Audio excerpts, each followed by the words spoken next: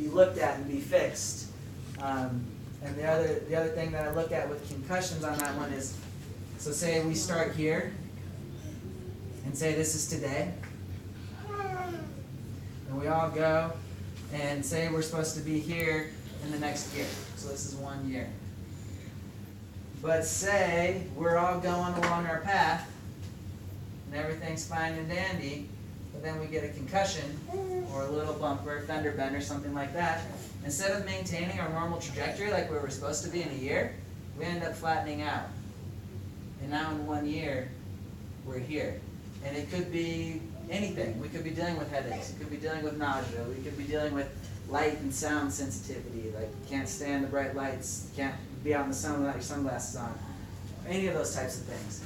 But all it is because we had a concussion and send us off of our normal course onto a different course, and now we're here. But the great thing about it is the same way if you hurt a shoulder and have to do like physical therapy for rehab, you can rehab the brain. You can do brain exercises to get you back to where we need to be, and then back in 2 years, as this one keeps going, and say 2 years is up here, what this ends up doing is we start here, brain exercises, and we start increasing, and then we're back where we need to be. So it's the same thing with physical stuff. We can do it with the physical aspects of the brain. We just have to change the way the brain's firing and train the brain to get back to what it was before. And that's a lot of things with anything.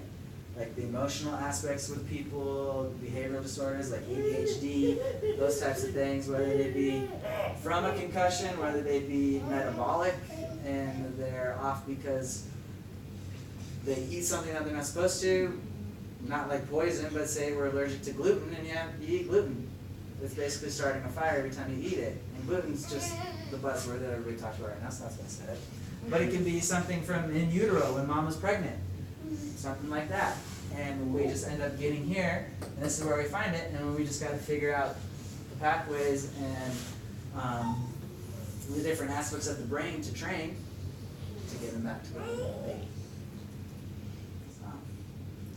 I should probably start erasing again instead of drawing on top of it. It's difficult to understand, but I just get going and then I get lost. So, Kristen, come on up for a second, and we'll just have you explain a little bit about the PIP, since you know more about it than probably anybody else here.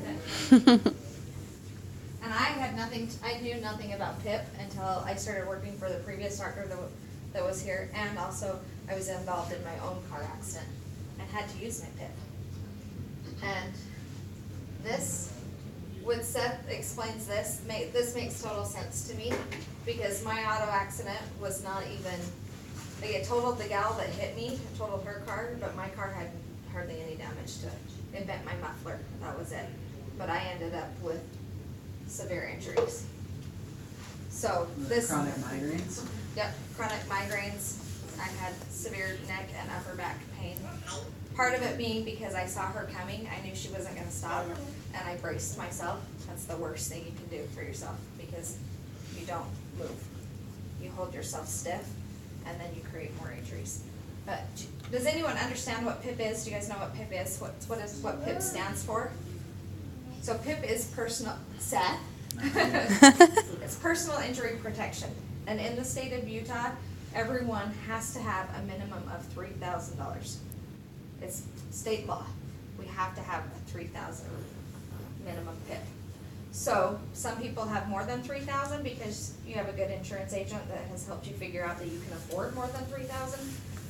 But most of us just have the $3,000 PIP that's required by state law. What is PIP used for? PIP is used for these auto accidents. Doesn't have to be a severe accident. It can be this 8-mile-per-hour accident. In fact, we probably see it more with these 8-mile-per-hour accidents. Because what I have learned over the years from my own accident, when the car doesn't crumple, something has to crumple. Where does the force go? Ours, it went in the axle bar in our trunk. It just, Yeah. If your car doesn't take the force of the accident, your body will take the force of the accident. It's got to go. The force has to go somewhere. So if your car crumples, your body's probably better off, but if your car does not crumple, you will. You will feel those injuries, and some people don't feel them that day. Sometimes they feel them the next day. For me, it was a matter of just a few hours, and I was feeling it, and I knew I didn't feel well. I had seen a chiropractor before, and I knew what I needed to do. So, the first thing you do when you get in a car accident, you're gonna file that claim, right? You're gonna get the insurance information from the other driver. You're gonna get your police report, file your claim with your insurance, but don't just file the auto claim, file a medical claim, file a PIP claim. Okay, because whether or not you use that PIP claim, it's okay, but if you open that up, it's not going to count against you. Most people think that if they file a claim against their insurance, PIP claim will not count against you. It will not raise your premiums. You are not going to be penalized for using your PIP. You pay for it already, use it. Take advantage of the fact that you have it. So file that PIP, call your insurance agent, say, hey, I was in an accident, I'm gonna go see this doctor, I'm gonna go see that doctor, whichever doctor you wanna go see. And then you have that claim already opened. That doctor's office can contact your insurance agent, they can get that PIP claim number, and they can start billing the insurance. The PIP, so if it's a no fault, you're not at fault for the accident, it's still your insurance that's gonna pay the PIP, but they usually go after the other insurance to recoup that money. That's why it doesn't go against your insurance as well, is because a lot of times they'll go after the other insurance to recoup that money. Because their driver is at fault, the other insurance is gonna have to pick it up. Should you hire an attorney if you're in a car accident?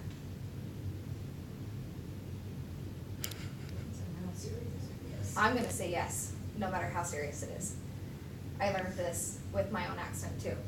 I'm going to say yes, because hiring an attorney does not mean you are suing the person that hit you. That's what everyone always automatically thinks, that it's suing the person that hit you. It is not suing the person that hit you. It is making sure that your insurance company is taking care of you.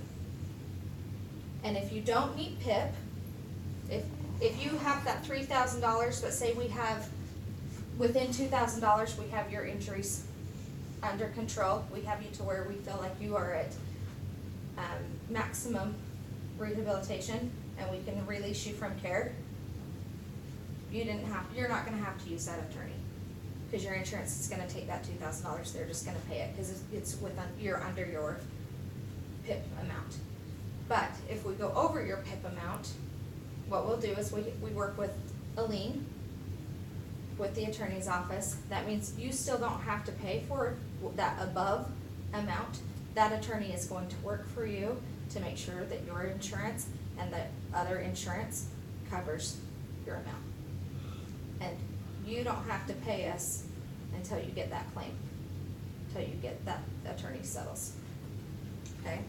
But I would recommend hiring a personal injury attorney the minute you get in an accident, just because you want to make sure that your insurance company or the other insurance company is working for you and is doing what you have been paying them, all those premiums over the years, to do for you. When I was involved in my accident, I have State Farm insurance. The gal that hit me had Allstate, right? Yeah, she had Allstate. Allstate has their own team of attorneys. Why do you think they would have their own team of attorneys? Interesting. Yeah, because they don't want to pay a claim. So my case, it was this kind of a case, a lower speed case, where my car didn't have much damage, so her insurance tried to claim that I shouldn't have had the injuries that I had, but my insurance and my attorney went to bat for me. It ended up going into mediation to be settled, which sucks. It sucks. It took 2 years for my case to be settled. But the chiropractor I was seeing at the time That's the point of the lien too, is they're not worried about it because they have a lien, they know they're gonna get paid as soon as the settlement comes in. So they don't stress over it, that's why there's liens in place, that's why we work closely with attorneys' offices, because we know that this is the system, this is how it works.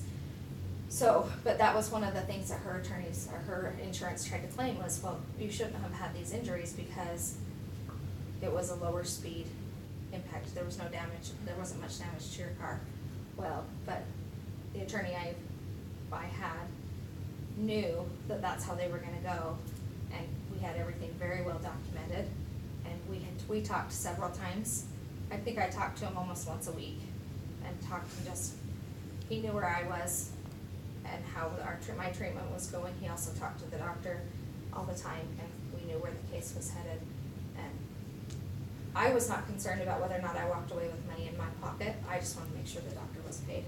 And I did come away with a little bit in my pocket, but my medical bills were paid, and that's the key, is you wanna make sure that those medical bills are paid, that you are taken care of, and that you can get back to your normal life. These injuries like this can change a lot of things. Like, for a mom, a working mom, a stay-at-home mom, makes laundry hard. When you're dealing with a stiff neck, a stiff back. With little kids, you can't pick up little kids. I had a little one that was still in a car seat, and so buckling, picking him up to put him in the car seat was not easy for me, because I have all the neck injuries and the back injury. I had, at the time, who had been running on a daily basis, I had to stop running for a while. There's things, life gets put on hold for these injuries, and so that's another reason why you wanna make sure that you file that medical claim, you get help to get your injuries taken care of, so that you can get back to your life as quickly as possible and not have to suffer any longer than necessary. So, anyone have any questions? Is the PIP per person, like if there's more than one person Yes. in the car? Yep. So it's So covered? 3,000 per person, so if there's 4 people in your car, you have $3,000 per person in that car. So you have 3 people in that car, you have, what, $9,000?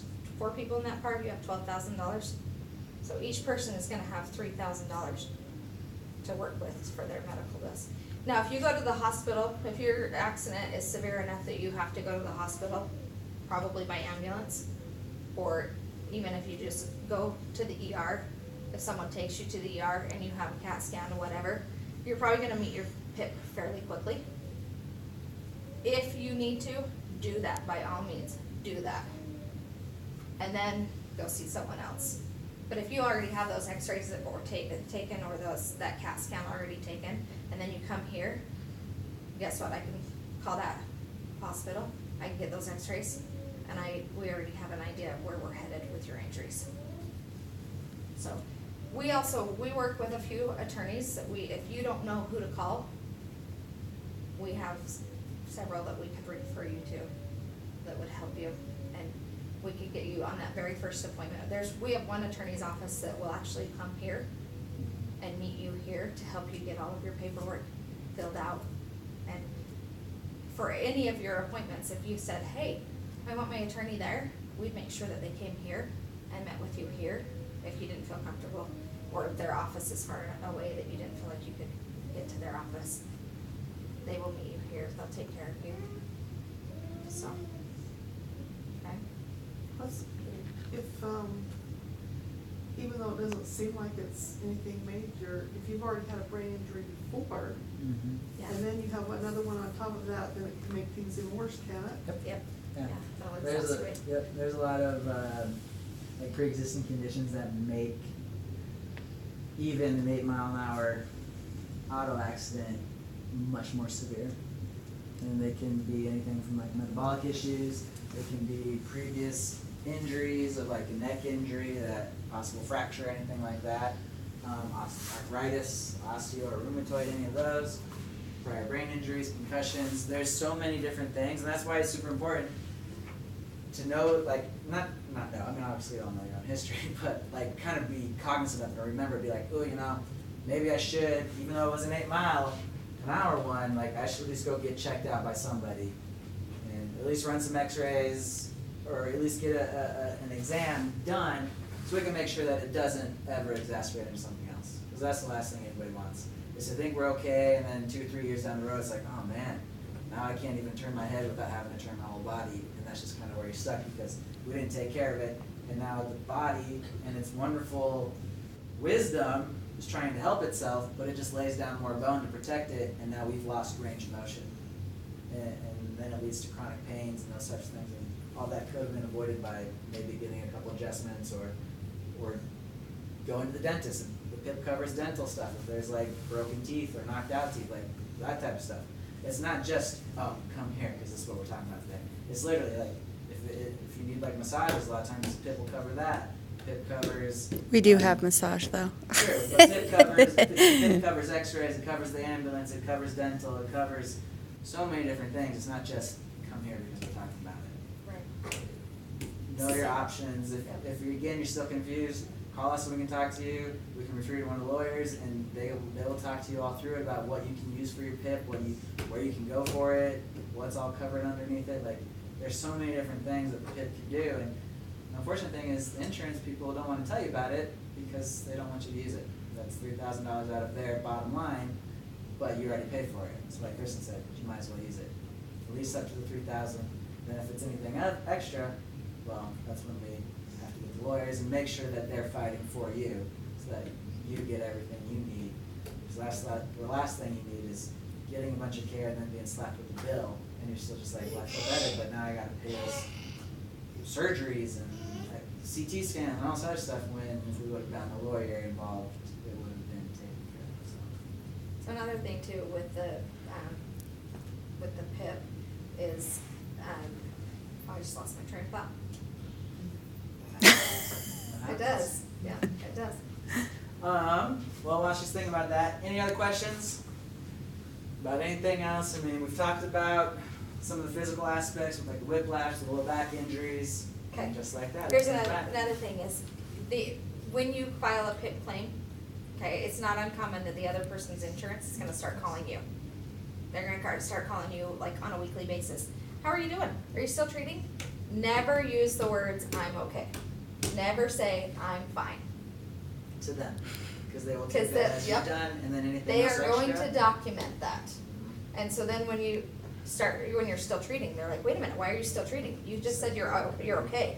You just said you're fine. Why are you still treating? Yeah. It's a common mistake. It happens quite often.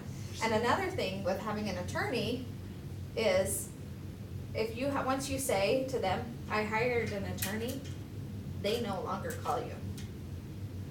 They'll start calling your attorney instead of you. So that's another thing that's nice about having an attorney is you don't have to be the one to deal with all of those obnoxious phone calls. You can talk directly to your attorney about how you're feeling, and he can relay the message, or he can even just say, listen, we'll let you know when she's done treating. We'll let you know when he's done treating. Stop bugging my client. Yeah, because when you're, after you've had an injury and you're not feeling good, and then you have all this added stress. It is, it's very stressful. It It does is not very help at stressful. all. And that's why, another reason why I would say hire an attorney, because it helps take away a lot of that stress. And some insurance companies will send you some paperwork that they want you to sign. Don't sign it until you have somebody look it over. Someone who was not injured and not in a state of pain needs to look over that for you and help you. You can have your doctor look over it, you can have an attorney look over it for you, but then you can have an understanding of what you're signing. Because if you're in a state of pain, you may not necessarily understand what you're signing.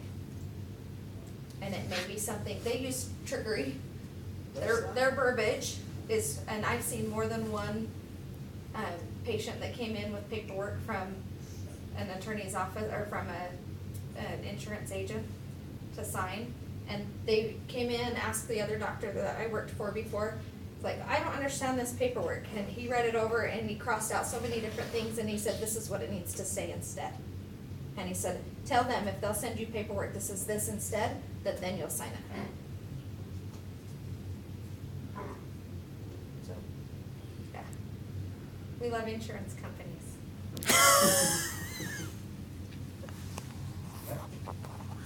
So, any other questions? Anything else Should be thinking about or wondering about, even outside of this, just like overall.